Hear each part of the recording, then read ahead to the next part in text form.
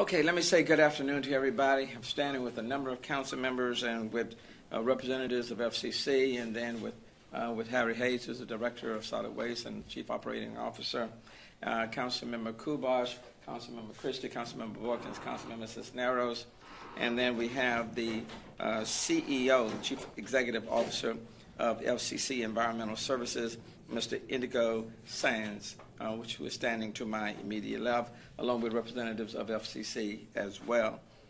A little over a year ago, facing a collapsed commodity market and a changing industry, the city had to make some tough choices with this curbside recycling program. To meet the economically depressing market changes, the city had to find acceptable solutions which would allow its customers to continue with the program they had grown to love.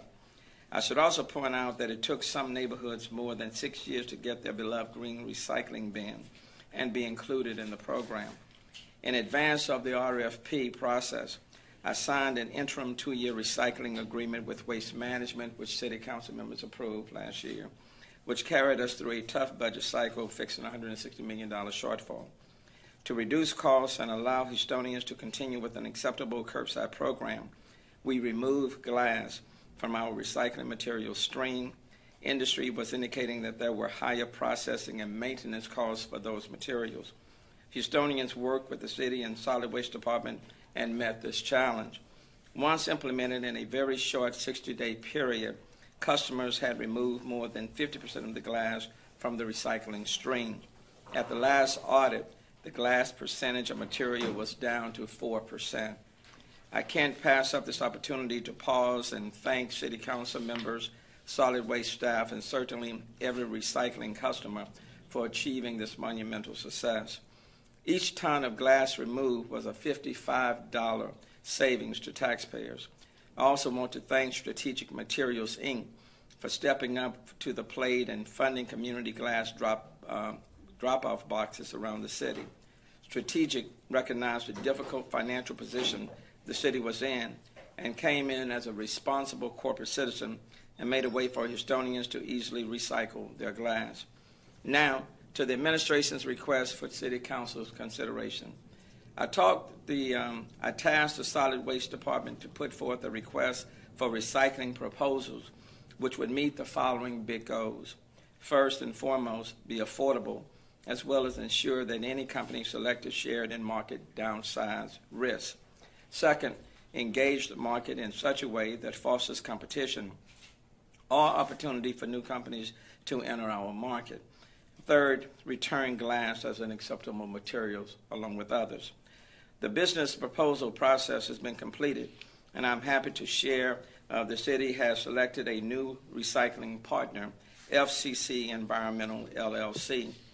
FCC has more than 100 years of experience in environmental services and is currently operating 200 waste processing facilities, which includes 53 recycling facilities in 35 countries.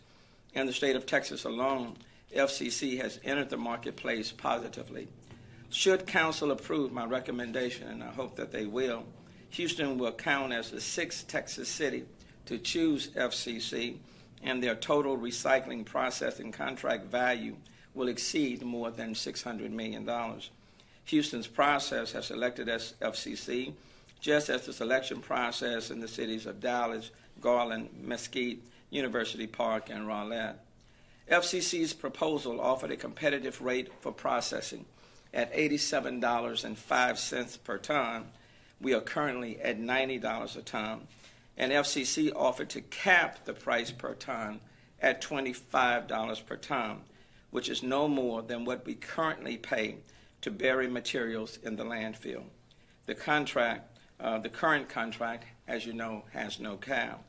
The new rate structure represents significant savings to Houston taxpayers and provide the downside risk that I spoke of earlier. Even in the worst market conditions that we experienced like last year, we will never pay more to recycle than we do for solid waste landfill disposal. Our proposed partnership offers financial stability to our budgeting process and gives us the necessary outlet to harvest valuable resources from the municipal solid waste stream.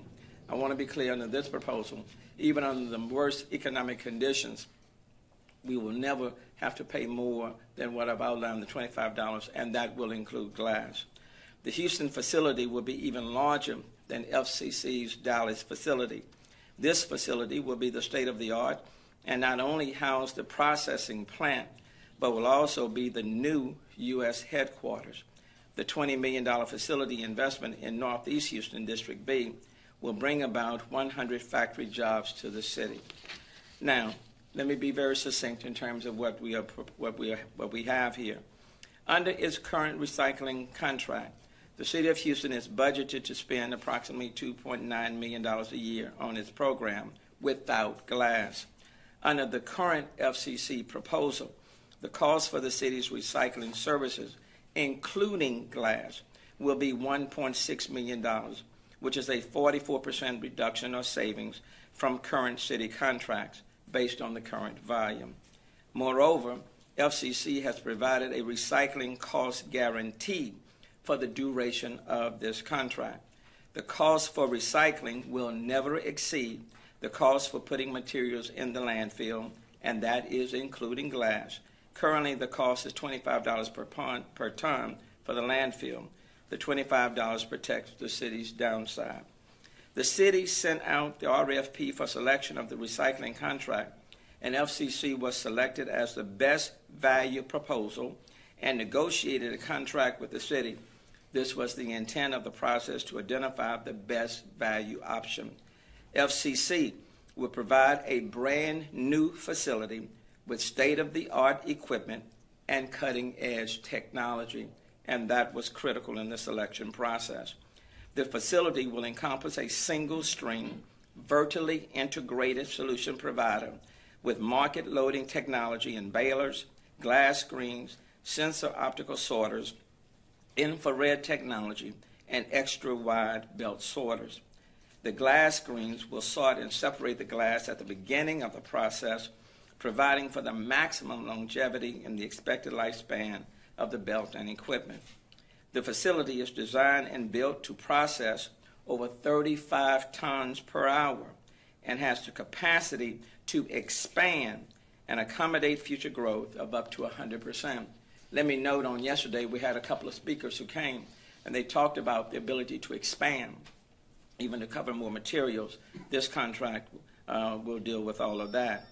The FCC facility will be a 120,000 square feet facility sitting on 11 acres. FCC will relocate from the Woodlands to Houston, which is always one of my goals, to bring people from the lands, Sugarland, Pearland, and the Woodlands. They are coming from the Woodlands and setting up shop in the city of Houston. As technology evolves, FCC will upgrade its equipment and the controls of the plant to stay efficient, competitive, and employ the latest technology. Again, speaking to some of the concerns that were voiced on yesterday during the community pop-out. FCC has included maintenance, equipment upgrades, and control systems enhancements in their operating budget. Currently, FCC is prepared to handle all residential recycling material. Should the city decide to include business and commercial recycled products as a part of the program, FCC is willing and capable to handle this need as well. The plant will be built in a heavy industrial area with low minimum impact on school and residential communities. The site is strategically selected where it will be close to a landfill, therefore providing efficient operations. FCC will recycle all items required in the RFP, including glass and other household recyclables, and will work with the city to include additional items and other materials. FCC is financially capable with approximately $7 billion in revenue and 54,000 employees worldwide. FCC will provide MWBE opportunities throughout the development and construction of the plant, as well as the operations at all levels, including but not limited to design, construction, staffing, management, operations, equipment maintenance, and fleet services. FCC will meet and exceed the proposed 11% MWBE participation And in Dallas, for example, they achieved over 50% during the development stage. FCC will focus on educational programs for recycling in the community and is committed to provide $1,125,000 for educational purposes for the base contract alone. And FCC will provide job opportunities of second chance and homeless citizens, and I know that's something very near and dear to Councilmember Boykins. And FCC will provide educational opportunities, including internships and mentorships. Let me just say, this is an excellent deal. In addition to the new trucks that are part of the deal, 8 new trucks that will be coming in, assisting in this contract, and the fleet, solid waste fleet, desperately in need of that. The average age of the trucks is about 8 years, and so there are 8 trucks that are included in this. They're advancing the cost of about $2.4 million. City will be repaying them back. When you take a look at what this offers, let me simply say, state-of-the-art technology, a brand new facility, including glass, capping the floor and what the city will have to pay if the market should turn down, continuing recycling with glass included, inside the city of Houston, up to approximately 100 new employees being hired at this facility. Quite frankly, it is a very, very, very good deal for the people in the city of Houston and for recycling and giving us the opportunity to even expand the recycling in the city of Houston. Mr. Sines, you want to say a few words?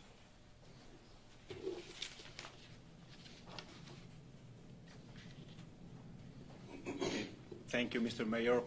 I would just say that we are really excited to partner with the city of Houston, our city, and that we are really looking forward to build this magnificent facility for the city. It will be the flagship of our facilities. It will be an example of what should be done here. And as he said, we understand our city. We know that we have to partner them, minority-owned, homeless, recycling rates are all issues we have taken into consideration in our proposal. Thank you. Thank you very much. And in terms of where we go from here, it will go before a committee, City Council committee, for their review. And then once the committee has had an opportunity to look at this arrangement, this contract, and then it will come before City Council for their vote and hopefully their approval. And then 14 months after that is when operations will take place. So let's say that this contract is voted on, let's say mid-July, July 19th. Then 14 months after that, roughly September 2018, is when operations will begin. Okay? Having said that, take any questions you may have. Mayor, I have a question on the rates and the contract. One of the vendors is taking a portion of the city's recyclables right now under a contract that was approved last year. The processing fee is $70 a ton. The city gets 70% of any net revenue. This contract, $87 a ton, plus up to $25 per ton if the market is poor. How is that a good deal? Well, right now, the city is per ton, and the waste management, I think it's $92 per ton. So where are you getting that other one from? Independent Texas Recyclers? But they only have a small portion of it. Yeah. But waste management has 75%, and it's $92 per ton. There is no floor. This one is $87 and a nickel, and there is a cap. That is a significant savings. But the floor you're saying is $25, which is the landfill rate today. That's not much of a floor. But there's no floor that exists at all right now under the agreement that we currently have with waste management. There is no floor. But that floor effectively is the landfill fee, which is $25. Did you Come on, Harry. No, that's not the case, Mike. No, what we're talking about here, Mike, is the way these contracts work. You try to have downside risk protection. In the past, as you recall, the city of Houston never paid for recycling because our floor was actually zero in the sense that we knew that if the market collapsed and there was no value to the commodities, we wouldn't have to pay. The companies assumed all of the risk.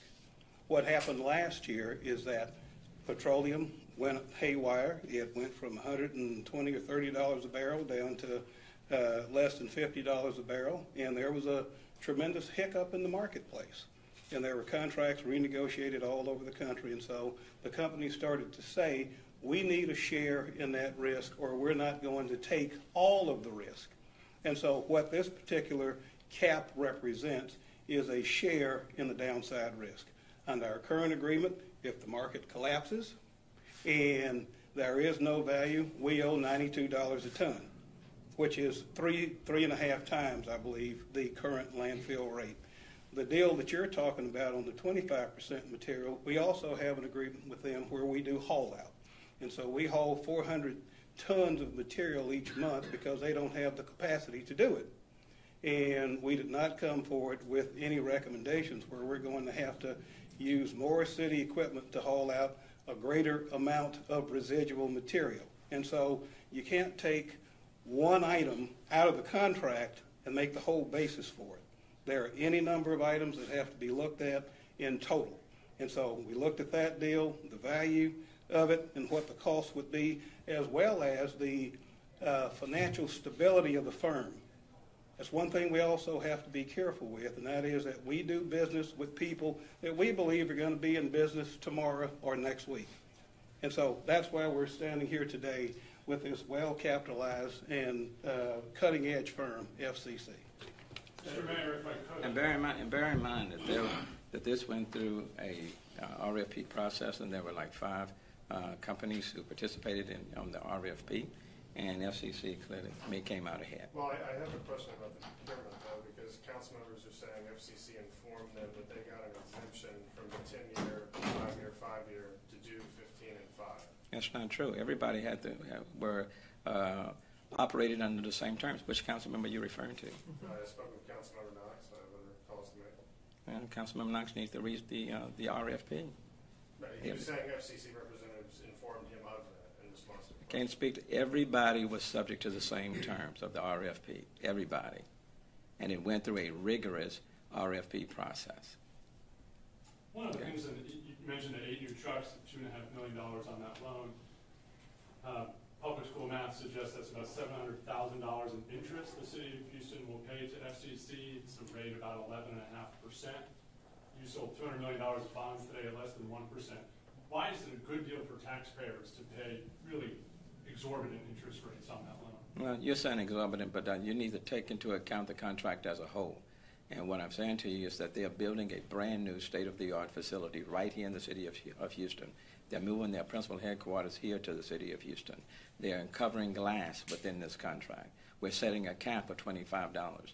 So take a look at the contract as a whole, factor all of the benefits included, and on balance, this is an excellent deal for the city of Houston.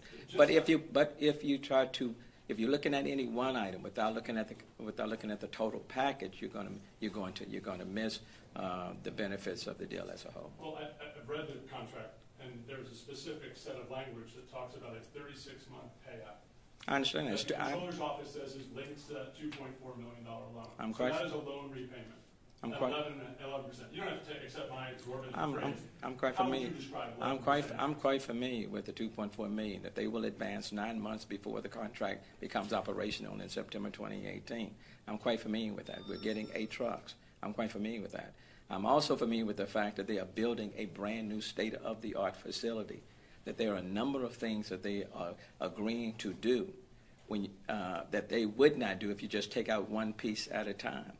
So when you look at the total package, the city of Houston is getting a tremendous financial deal with recycling opportunities being expanded in the city of Houston, along with glass, and the assurance that if the market should go down, glass will always be included.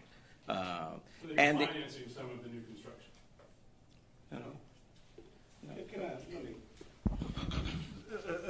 Let me say this, Ted. The evolution of the trucks as we were going through the process and we were looking at 640 square miles, how do we get material from Kingwood, Clear Lake, far west Houston, and Fort Bend County? the trucks were not a part of the consideration. We're also looking at our own fleet and our customer service responsibility as our aging fleet continues to break down. On our first iteration, we received modification pricing for city transfer stations, as well as vendor costs to transport the material on our behalf. Those amounts came out to more than $1 million a year that would be indexed over the life of the contract. In partnership with SPD, I requested, and we looked at, well, why are we going to pay all this money and we're still going to have aging equipment? We asked the companies to come back and give us your proposal if you would buy 8 trucks for the city of Houston.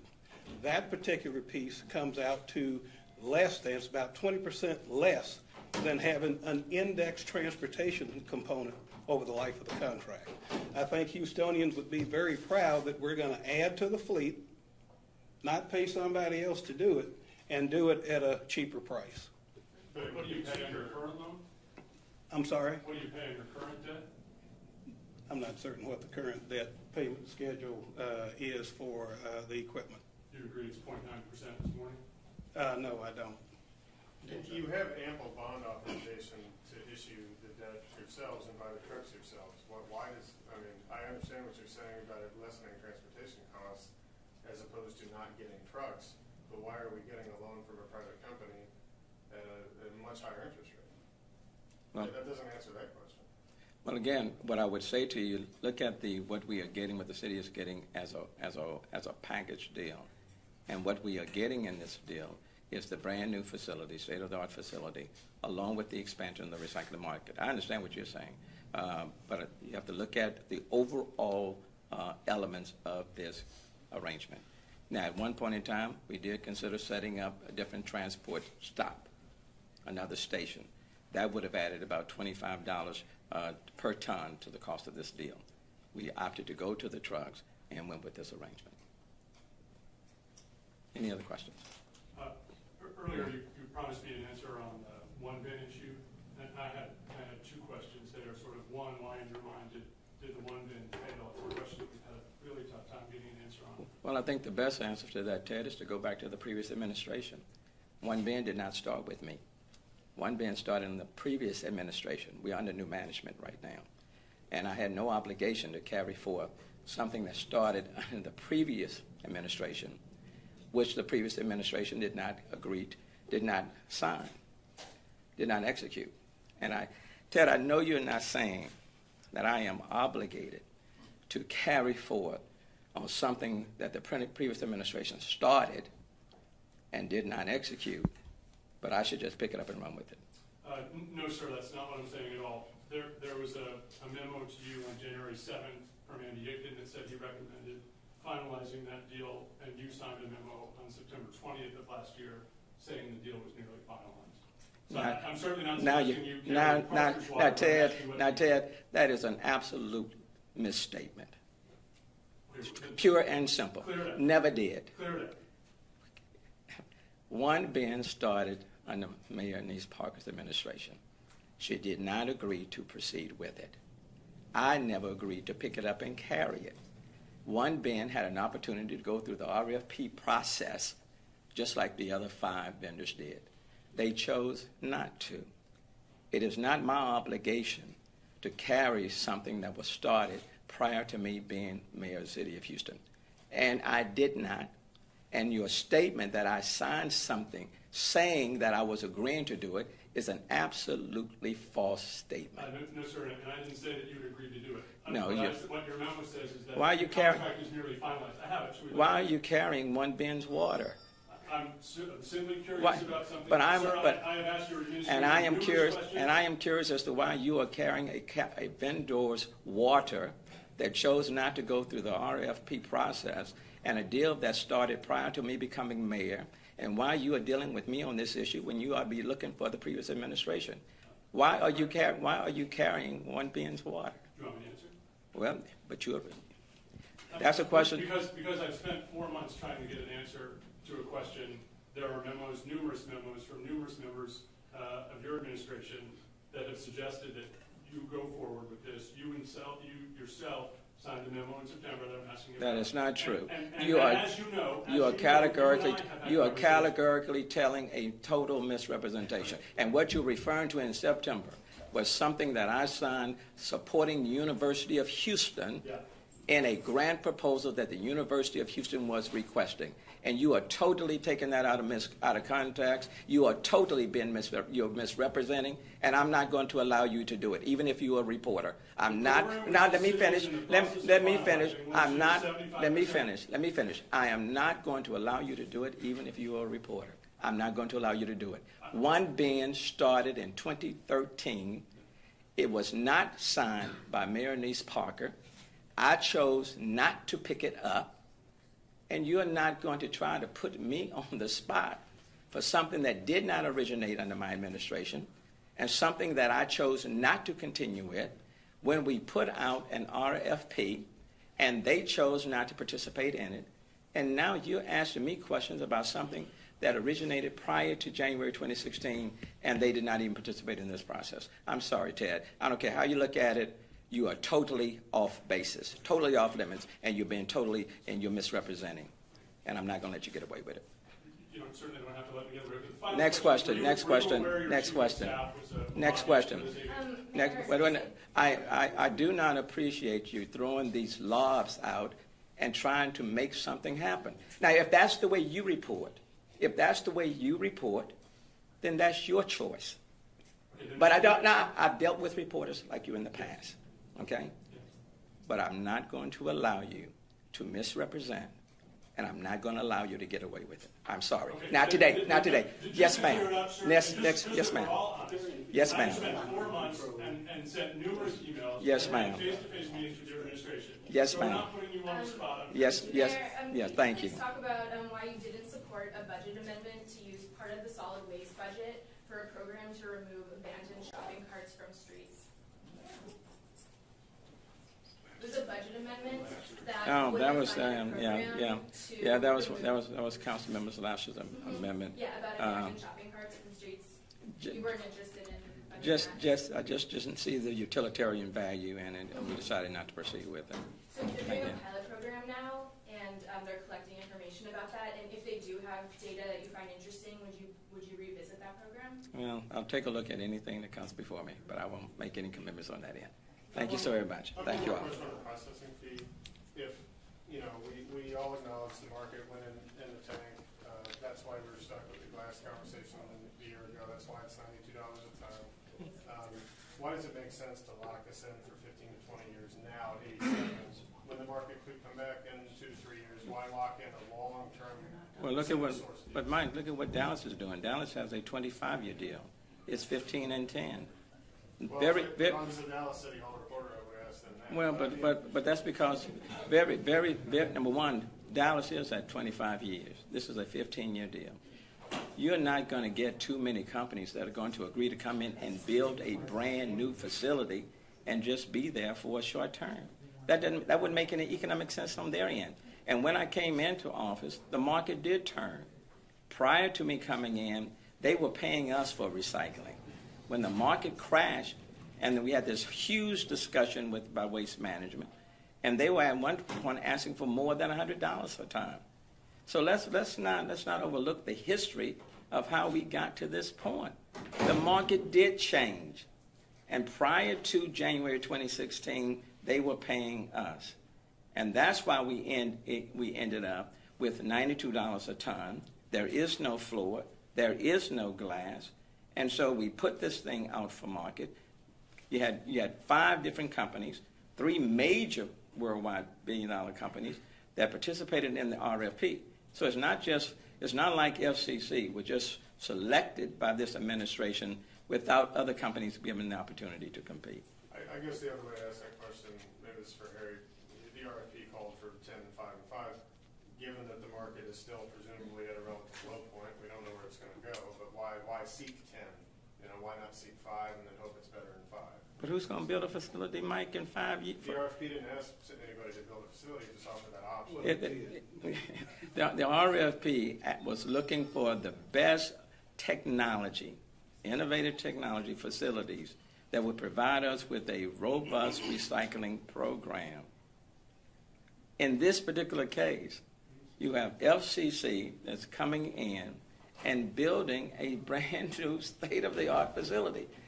There is not going to be any company that's going to come in and do that and only going to be and be around for 5 years or just 10 years and do it. You're not going to get that. You're not going to get that return.